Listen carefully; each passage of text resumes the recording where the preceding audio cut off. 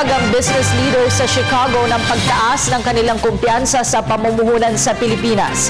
Ito ay dahil sa reforma at mabuting pamamahala na ipinaiiral ng Administrasyong Aquino. Kasabay nito ang pagpapabot ng kanilang intensyon na makatulong sa pagpapalakas pa ng ekonomiya ng ating bansa. Nagbabalik si Rocky Ignacio.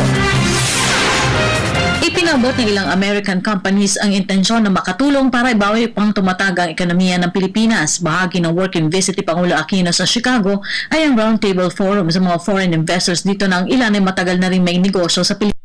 Ginanap ang forum sa TransUnion headquarters, layunin nitong hikayatin pa sila na palawakin ang kanilang pamumuhunan sa Pilipinas. Ayon kay Presidential Communications Secretary Sunny Coloma, ang ilan ay nagpahayag ng interes sa larangan ng infrastructure, internet connectivity at exports. Most of them expressed their appreciation for what the government has been doing to improve the business climate in the Philippines.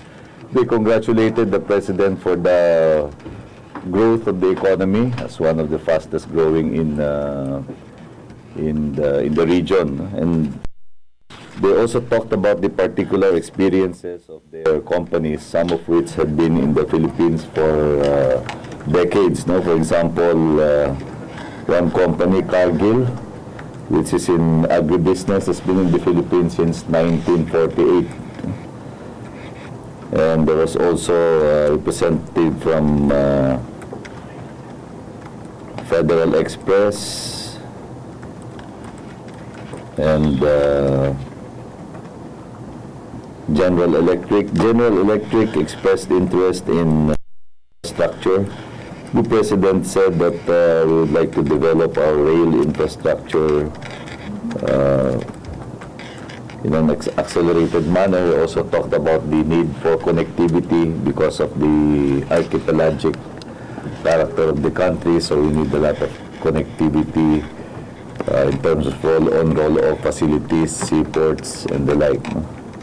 Kabilang pa rin sa mga dapat palakasin ay ang tinatawag na hotspots para sa kailangang internet connectivity na mahalaga sa bansang katulad ng Pilipinas. Yes, Third Secretary Montejo doing science and technology caravan in Davao region. And he's doing this throughout the country to be able to link up with the LGUs and explore how this can be fast-tracked, because we have facilities for internet connectivity, but this would also require participation of LGUs and their cooperation. For FedEx, for example, President Aquino mentioned the marble exports of Romblon. Kinilala rin ng foreign investors ang pagtaas pa ng kanilang kumpiyansa dahil sa reforma at mabuting pamamahala na ipinairal ng Aquino administration. Nakasentro rin ang agenda sa ASEAN integration pati na ang pagbibigay ng iba pang credit information ng TransUnion sa mga OFWs.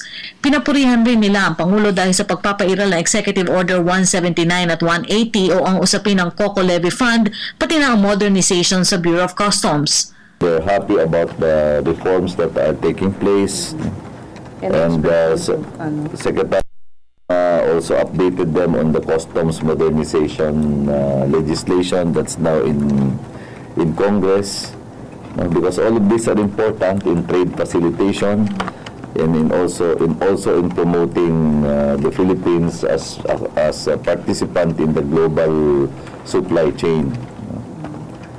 There was also it was Mr. David Minan, President of International. Award is missing here, no, but they are in the Philippines performing credit information functions, no? And because in ASEAN integration, information is needed for establishing the bona fides of companies that are participating in inter-country trade. Samantala, binigyan nila ang Pangulo ng dalawang jersey shirts ng Chicago Bulls at Boston Celtics na anya'y paboritong koponan ng Pangulo.